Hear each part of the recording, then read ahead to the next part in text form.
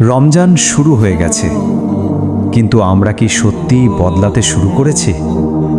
সেহরিতে উঠছি, ইফতারে খাচ্ছি, কিন্তু হৃদয়টা কি আল্লাহর দিকে ফিরছে? রোজা শুধু না খেয়ে থাকার নাম না। রোজা মানে চোখেরও রোজা, কানেরও রোজা, জিহ্বারও রোজা।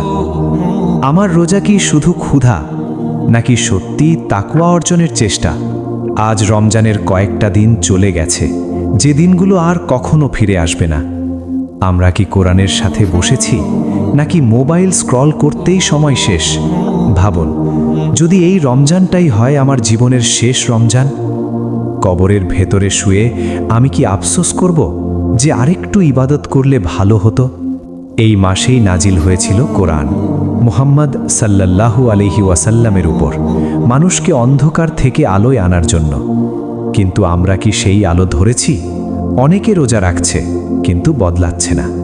রমজান চলে যাবে, আবার আগের মতো গান, গীবত, গাফিলতি শুরু হবে।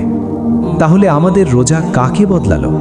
যদি আপনি চান এই রমজানটা হোক আপনার জীবনের টার্নিং পয়েন্ট, যদি চান প্রতিদিন 1 মিনিটের হৃদয় কাঁপানো সত্য কথা, তাহলে সাবস্ক্রাইব করুন, পাশে থাকুন।